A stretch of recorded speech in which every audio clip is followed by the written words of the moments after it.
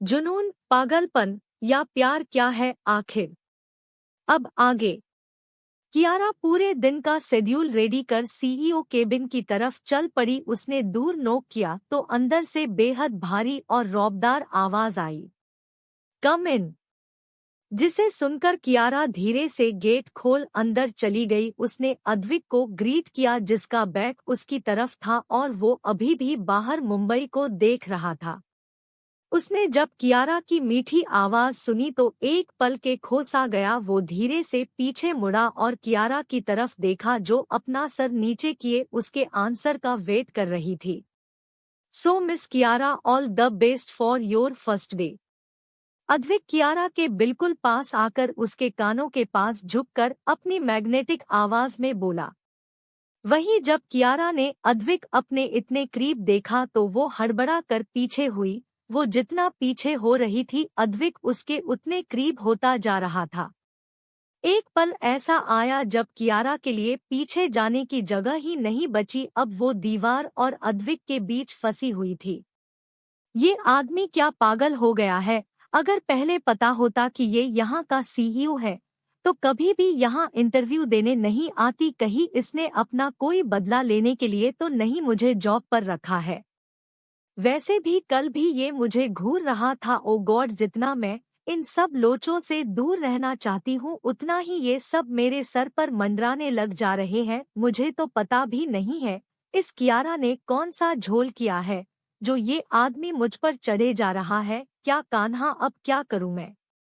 वही अद्विक ने जब कियारा को कहीं और खोए हुए देखा तो उसने झुककर कियारा के गर्दन पर जोर से बाइट कर लिया। अचानक से उसके छुवन से कियारा पहले तो चिहुक गई लेकिन जैसे ही उसे दर्द का एहसास हुआ वो चीख पड़ी। दर्द से उसकी आंखें भर आई थी। अद्विक अभी भी उसके गर्दन पर झुका हुआ था जिसे महसूस कर कियारा ने पूरी ताकत से उसे खुद से दूर किया और जैसे ही वो अद्विक को थप्पड़ मारने वाली थी अद्विक ने उसके हाथ को पकड़कर उसके पीठ से लगा दिया।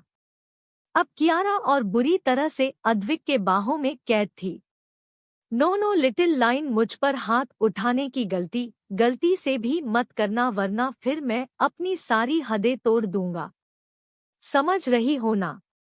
तुम जुनून, पागलपन, सनक हो मेरी। और अद्विक प्रताप सिंह सब कुछ छोड़ सकता है लेकिन इन तीनों को नहीं।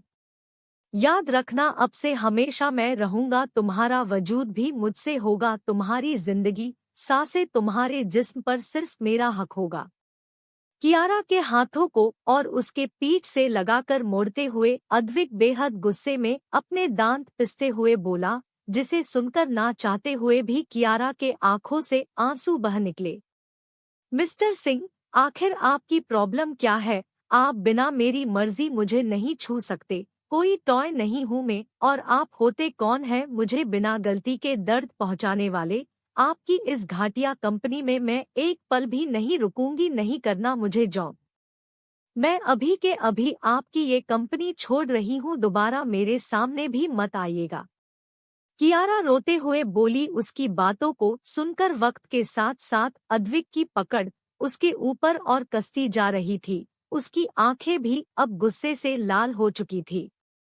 अद्विक ने कियारा के हाथों को छोड़ उसके बाल पकड़ लिए और उसके चेहरे को ऊपर करते हुए उसकी आंखों में देखते हुए बोला, लिटिल लायन, ये तुम्हारी गलतफहमी है कि मैं तुमसे दूर रहूंगा। और रही बात जॉब छोड़ने की तो तुम शायद भूल रही हो मेरी कंपनी में जॉब देने से पहले एक कॉन्ट्रैक्ट साइन करवाया जाता है जिसमें साफ साफ शब्दों में लिखा होता है कि एक बार अगर ये कंपनी ज्वाइन कर लिया तो फिर आप 6 महीने तक की कंपनी छोड़कर नहीं जा सकते और अगर जाते हैं तो उन्हें पूरे महीने की सैलरी देनी पड़ती है। तो बेबी गर्ल, तुम्हारे 1 महीने की सैलरी 50,000 है तो 6 महीने की सैलरी 3 लाख हुआ ना दे दोगी? वो भी पेनल्टी के साथ। अद्विक की बात सुनकर कियारा उसे घूर कर देख रही थी। सच में बहुत अच्छे से फंसी थी वो। आगे कुआ पीछे खाई। अद्विक की बात सुनकर कियारा गुस्से से पैर पटकते हुए जैसे ही कमरे से बाहर जाने को हुई अद्विक ने उसे रोक लिया। मिस धनराज, मैंने आपको जाने के लिए नहीं कहा है। मुझे जल्दी से मेरा शेड्यूल बताइए। कियारा है ये इंसान क्या है, कितनी जल्दी बदल गया, लग ही नहीं रहा है। इसने अभी अभी कुछ किया है, कितने आराम से बैठा है, मन कर रहा अभी जाकर गाला दबा दूं। अद्विक, मिस धनराज, अगर मुझे गालियां देकर आपका मन भर गया हो तो अभी के अभी मुझे मेरा शेड्यूल बताने का कष्ट करेंगी। अद्विक कियारा को घूरते हुए बोला, जो अभी भी अपने ख्यालों में खोई हुई थी। अद्विक की आवाज सुनकर कियारा अपने सेंस में वापस आई। आपकी दोपहर में मीटिंग है फॉरेन क्लाइंट मिस्टर एलेक्स के साथ, उसके बाद होटल प्लाजा में डिनर मीटिंग है मिस्टर जडेजा के साथ। देन उसके बाद आप फ्री है। ओके मिस धनराज, तो आप एक काम करिए, जब तक मैं मीटिंग अटेंड कर रहा हूँ मेरे लिए लंच तैयार करिए। और हाँ, मेरे लंच आप अपने हाथों से बनाएंगी एकदम परफेक्ट तरीके से। और शाम की मीटिंग में आप मेरे साथ चलेंगी। Got it? यस सर, मेरा बस चले तो मैं इस इंसान के खाने में जहर मिला दूं परफेक्ट तरीके से। वह गेंडा कहीं का एक नंबर का डायनासोर है, गोरिल्ला चिंपैंजी। कियारा बड़बड़ाते हुए कैबिन से बाहर निकली और नीचे कैंटीन की तरफ चली गई। वही अद्विक, जिसकी कान बहुत तेज थे, उसने जब रूहानी के मधुर मुखवाणी से अपने लिए इतने अच्छे अच्छे नाम और तारीफ सुनी तो लगभग उसके कान से धुआं निकलने को हो गया। तुम्हें तो मैं बाद में देख लूंगा लिटिल लायन, बताता हूँ तुम्हें मैं असल में हूँ क्या। शाम का वक्त। जैसा कि अद्विक ने कहा था, कियारा उसके साथ मीटिंग के लिए निकल गई थी। गाड़ी में ऐसे बैठी थी जैसे उसका बस चलता तो वो कार में छेद करके बाहर निकल जाती। अद्विक उसकी हरकतें देख उसे लगातार घूर रहा था। ये लड़की है क्या, कभी एकदम भूखी शेरनी बन जाती है तो कभी एकदम बच्ची। अद्विक ने कियारा को एक झटके में खींचकर अपने गोद में बैठा लिया। तुम्हारे वहां चिपकने से कार बड़ी नहीं हो जाएगी और तुम मुझसे बच पाओगी। वैसे कपड़े क्यों चेंज किए, निशान दिखाने में शर्म आ रही थी। ये सब करने से मैं तुमसे दूर तो बिल्कुल नहीं रहूंगा।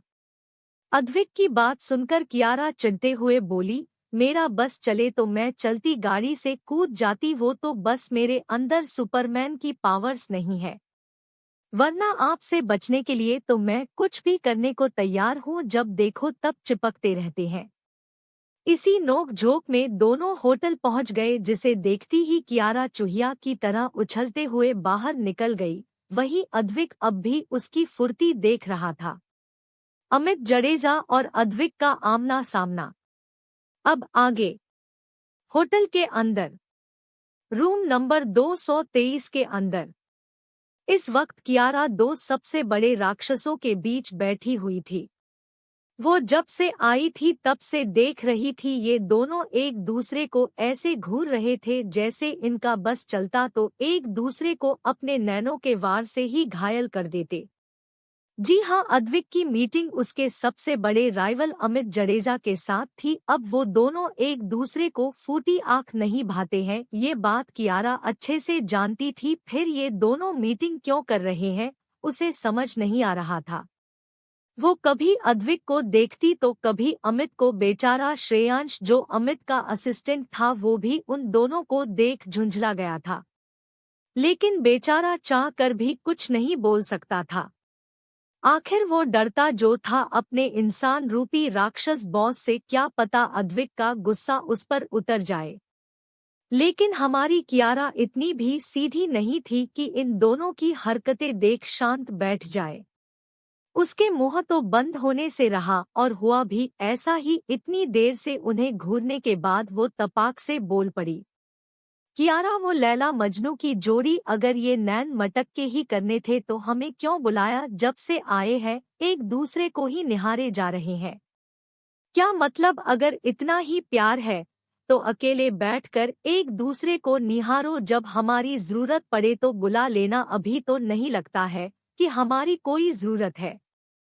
कियारा की बात सुनते ही और उसके कहे गए बातों का मतलब समझते ही दोनों ने एक दूसरे को ऐसे देखा जैसे कह रहे हो, मैं और इसे निहारूंगा, उससे पहले सुसाइड ना कर लूं, किसी भिखारी को इसकी जगह घूर लूंगा मैं। उन दोनों के फेस एक्सप्रेशन समझते ही कियारा एक बार फिर अपने आदत से मजबूर तपाक से बोल पड़ी। तो इतनी देर से किसके साथ नैन मटक के हो रहे थे? हाँ हाँ, बताओ बताओ, कब से एक दूसरे को ऐसे घूर रहे थे जैसे सदियों बाद देखा हो और अब मुंह बना रहे हैं। कियारा की बात सुनकर श्रेयांश ने अपना सर पिट लिया। ये लड़की बड़बोली पागल है क्या? क्यों दो भूखे भेड़ियों के बीच घुस रही है? इनकी मर्जी, जो करना है करे, लगता है इसे मारने कुछ ज्यादा ही शौक है। वैसे कितनी क्यूट और मासूम है बेचारी, पता नहीं आज तक किसी से ऊंची आवाज में बात भी किया होगा या नहीं, किन शैतानों के बीच फंस गई है। इन शैतानों को तो इस मासूम पर भी दया नहीं आएगी।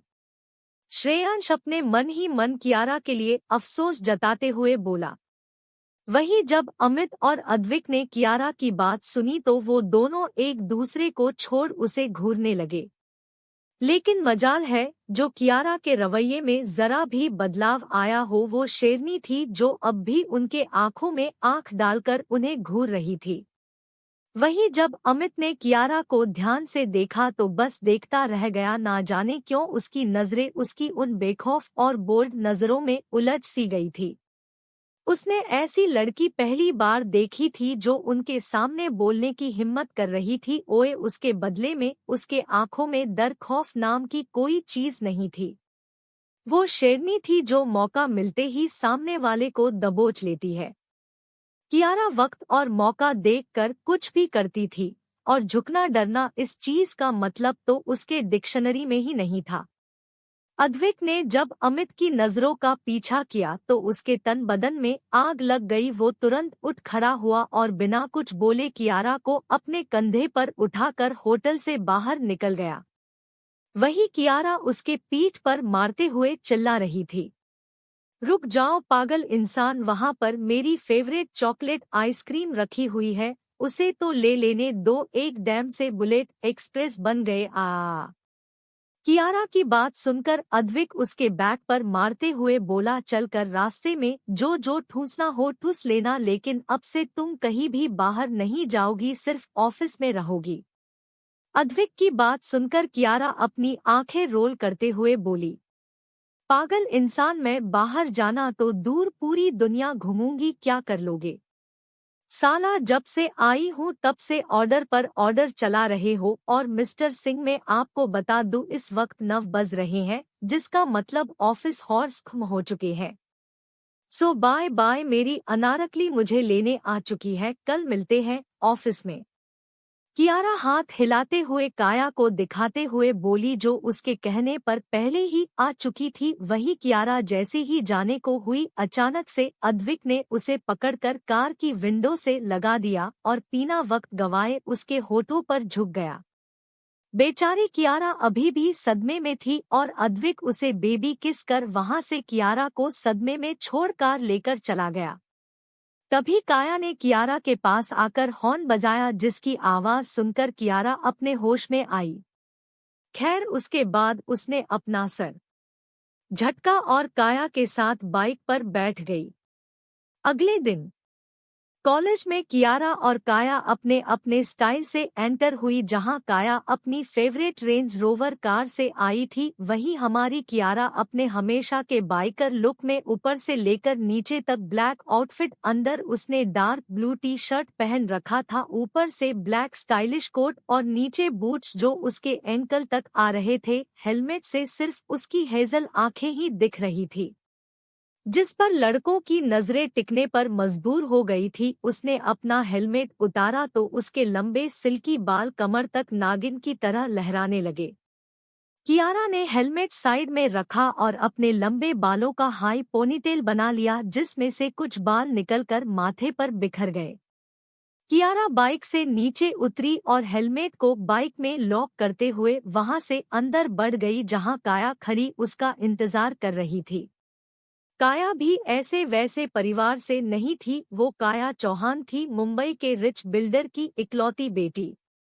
उसके पापा अपनी जान छिड़कते हैं उस पर, लेकिन फिर भी उसके अंदर घमंड नाम की कोई चीज ही नहीं है। मेनका जो दूर खड़ी उन्हें ही देख रही थी, उसे बहुत ज्यादा जलन हो रही थी कियारा को देखकर। उसे जल्द से जल्द कियारा को सबकी नजरों में गिराना था, लेकिन उसे क्या पता था उसके सामने कियारा नहीं ईवा खड़ी थी, जो इंसान को चेहरे को देखकर ही उसके मन की बात समझ लेती है। अद्विक का गुस्सा कियारा पर। अब आगे इन कॉलेज डॉट। कियारा को आज प्रिंसिपल ने ऑफिस में बुलाया था। कियारा को अच्छे से पता था उसे प्रिंसिपल ने क्यों बुलाया है। कुछ देर बाद कियारा जैसे ही ऑफिस के बाहर पहुंची, वहां पहले से ही ब्लैक ईगल गैंग के मेंबर्स 3 मेहुल, ईशा और आरंभ खड़े थे। उन्होंने जब कियारा को देखा तो उसे घूरने लगे, जिसे इग्नोर मारते हुए कियारा नोक कर ऑफिस के अंदर चली गई। अंदर जाने पर कियारा ने देखा प्रिंसिपल खन्ना चेयर पर बैठे उसी का इंतजार कर रहे थे। प्रिंसिपल खन्ना, ये सब क्या है? कियारा, कल तुमने कवीन को इतनी बुरी तरह पीटा है कि वो अभी तक हॉस्पिटल में एडमिट है। तुम्हें पता है इसके लिए उसके परिवार वाले तुम पर पुलिस केस भी कर सकते हैं, लेकिन तुम्हारे अंदर तो डर है ही नहीं। अगर अब भी तुम्हारे अंदर डर और अपने करियर की चिंता है तो जाकर कवीन के परिवार वालों से माफी मांग लो, वरना तुम्हारी जिंदगी नर्क बना देंगे वो लोग। प्रिंसिपल खन्ना की बकवास सुनकर कियारा ने टेबल पर अपना हाथ पटकते हुए गुस्से से कहा, Kiara, you know what sir, आपकी इन्हीं बातों की वजह से मैं आपको जरा भी पसंद नहीं करती। इससे पहले मैं कई बार उस कवीन की हरकतों से परेशान होकर आपके पास आई थी मदद मांगने, लेकिन आपने उस वक्त कुछ नहीं किया। लेकिन जब आज मैंने खुद के लिए आवाज उठाया तो आप मुझे उनकी पहुंच और हैसियत बता रहे हैं। ठीक है, जाइए बोल दीजिए, जिसे जो करना है करे। मैं भी कियारा धनराज हूँ, डरती तो मैं अपने बाप से भी नहीं। मेरे जो गलत है वो गलत है, उसके लिए कोई मुझे रोक नहीं सकता, क्योंकि कियारा इंसल्ट सह सकती है लेकिन बदतमीजी नहीं। और रही बात आपकी तो मिस्टर खन्ना, अब आपकी बातें जो मैंने रिकॉर्ड की है वो डीन तक पहुंचेगी। आप क्या यहाँ अमीर और गरीब देखकर स्टूडेंट्स चुनते हैं? कियारा की बात सुनकर मिस्टर खन्ना की सिट्टी पीटती गुल हो गई। उनके हलक से आवाज ही नहीं निकल रहा था। वो जल्दी से बात को संभालते हुए बोले, कियारा देखो बच्चे, ऐसी कोई बात नहीं है। मैं बस इसलिए कह रहा था क्योंकि उसके पेरेंट्स इस कॉलेज के ट्रस्टी है, तो तुम्हारा करियर खतरे में पड़ जाएगा। बाकी यहाँ सभी बराबर है, वो अलग बात है। कोई ऐसा रहने नहीं देता, सब पैसों के बलबूते पर हमें अपना गुलाम समझ लेते हैं। कियारा सर, आप उसकी चिंता मत कीजिए, किसी की इतनी औकात नहीं जो कियारा को कुछ कर सके। बाकी आगे तो मैं देख लूंगी। कियारा की बात और उसकी हिम्मत देख प्रिंसिपल खन्ना को उस पर प्राउड फील हो रहा था। खैर, कुछ देर बाद कियारा ईगल गैंग के सामने से सरकास्टिक स्माइल करते हुए निकल गई। वही टीम के बाकी मेंबर्स उसे आंखें फाड़े देख रहे थे। दोपहर का वक्त। कियारा कॉलेज से काया को बाय कर ऑफिस के निकल गई। ऑफिस पहुंचने के बाद उसने जैसे ही गेट नॉक किया, अंदर से मैक्स डरा सहमा बाहर आया और उसने जैसे ही कियारा को देखा उसके जान में जान आई। इस वक्त कियारा में उसे साक्षात देवी नजर आ रही थी, जो उसे और पूरे कंपनी के एम्प्लॉयज को बचाने के लिए आई थी। वही जब कियारा ने मैक्स को इतना डरा सहमा देखा तो वो कंफ्यूज हो गई। कियारा, क्या हो गया मैक्स, आप इतने डरे हुए क्यों हैं, जैसे अभी अभी अर्थक्वेक आया हो? मैक्स, आप खुद ही अंदर जाकर देख लीजिए, अभी समझ आ जाएगा जो आया है। अभी उसके सामने अर्थक्वेक भी फेल है। कियारा के बातों का जवाब देते हुए मैक्स ऑफिस की तरफ इशारा कर दिया और जल्दी से वहां से भाग गया। जैसे और देर वहां रुकता तो उसकी शादी कैंसिल हो जात। कियारा मैक्स की बात सुनकर अद्विक की ऑफिस की तरफ चली गई। उसने डोर नॉक किया लेकिन अंदर से कोई आवाज नहीं आई। कियारा ने 3-4 बार डोर नॉक किया लेकिन तब भी अंदर से कोई आवाज नहीं आई। उसने रुककर एक पल को सोचा, उसके बाद दरवाजा खोल अंदर चली गई। लेकिन जैसे ही वो अंदर गई उसके कदम एक जगह ही जम से गए, वो बुरी तरह से चिहुक गई थी। इस वक्त अद्विक के उस बड़े से कैबिन में चारों तरफ अंधेरा छाया हुआ था। ऑफिस के अंदर हर जगह सामान टूटे बिखरे हुए थे, कहीं कांच बिखरे हुए थे तो कहीं फाइल्स, कहीं पर टेबल, और पूरे ऑफिस में सिगरेट का धुआं फैला हुआ था। उसे देखकर साफ पता चल रहा था कि वहां बहुत बुरी तरह तोड़ फोड़ किया गया है। कियारा ने गहरी सांस ली, तभी उसके कानों में अद्विक की ठंडी आवाज गई। एक पल को कियारा भी डर गई। अचानक से पूरे रूम का टेम्परेचर डाउन हो गया। अब वहां पर बहुत डेंजरस वाइब्स आ रहे थे।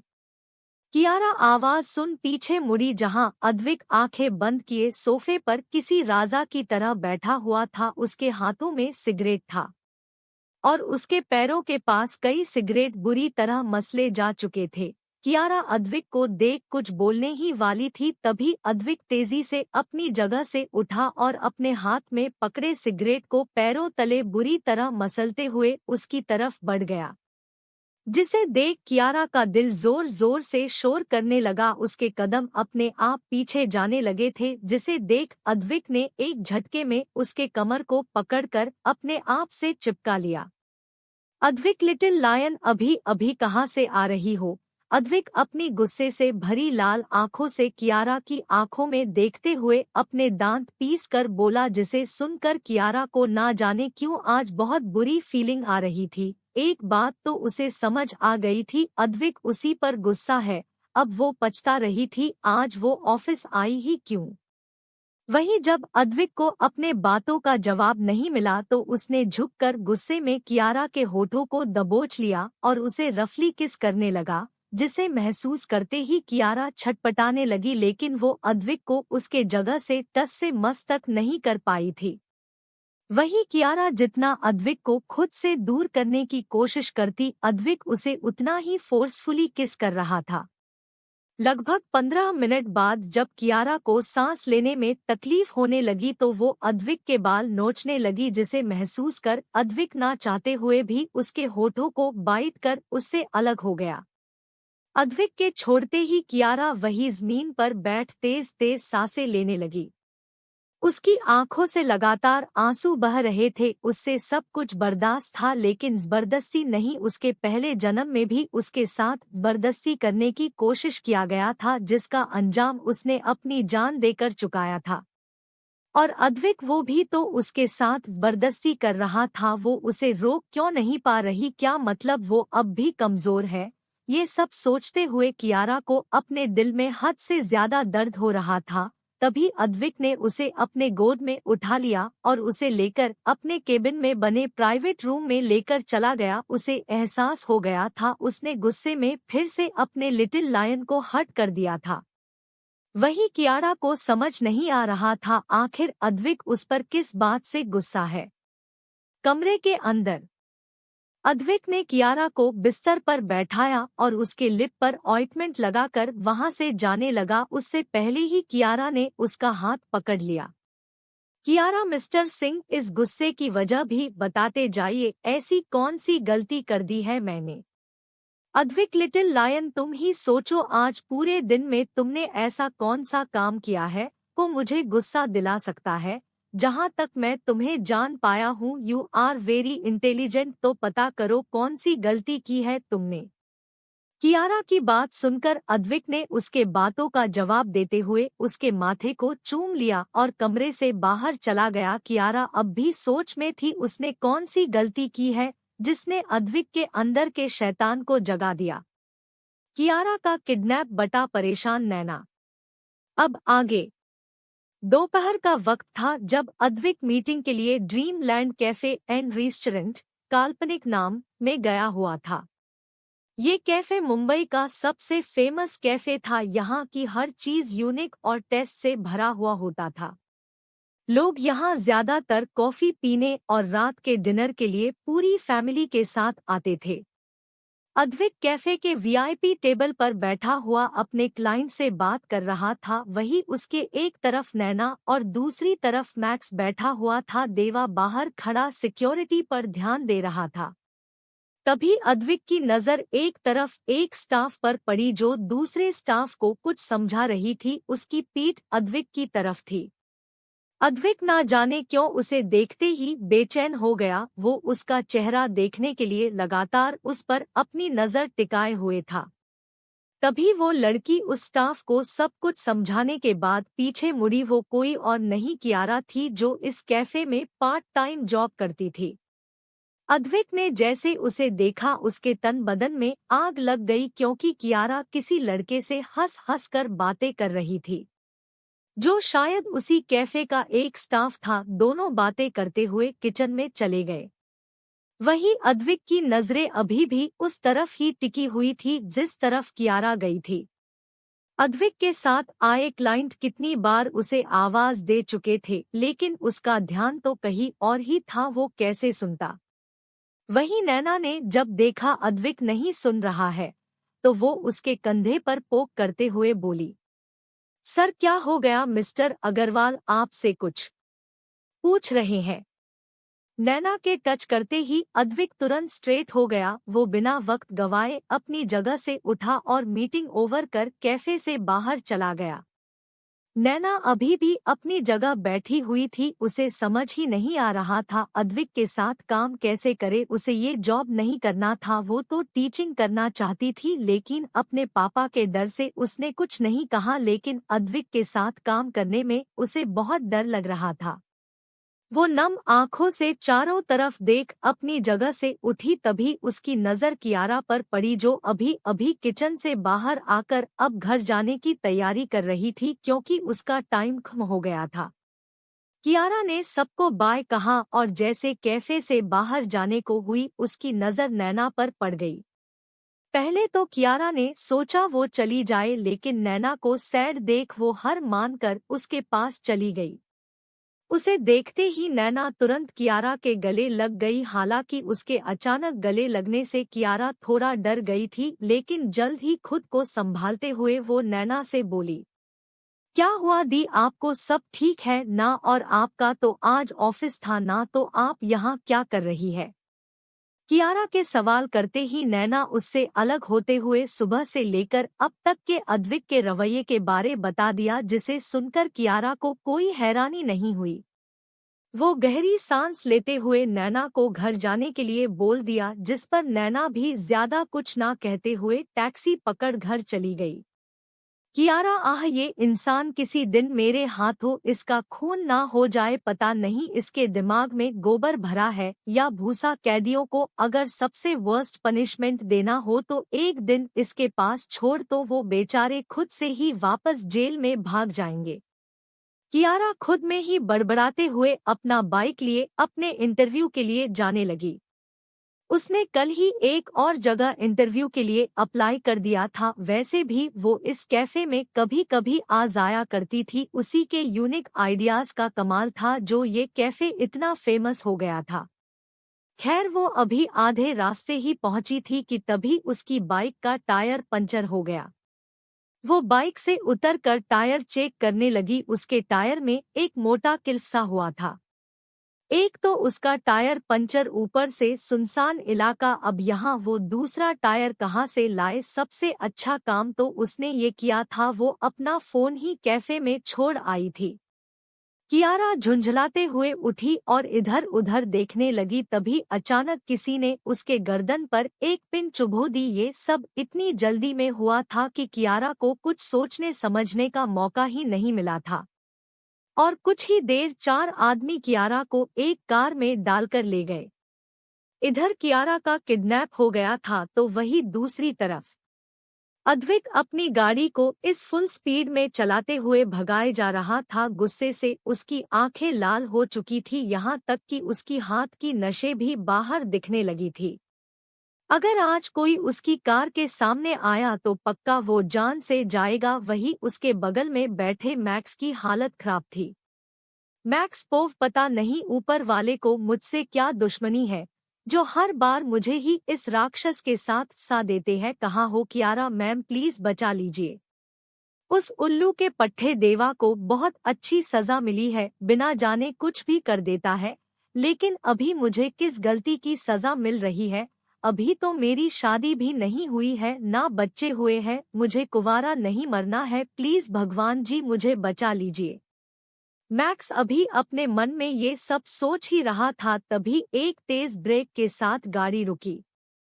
और जब मैक्स ने सामने देख तो एक ट्रक अब बिल्कुल उनके सामने उन्हें ठोकने ही वाला था, जिसे देख मैक्स की चीख निकल गई।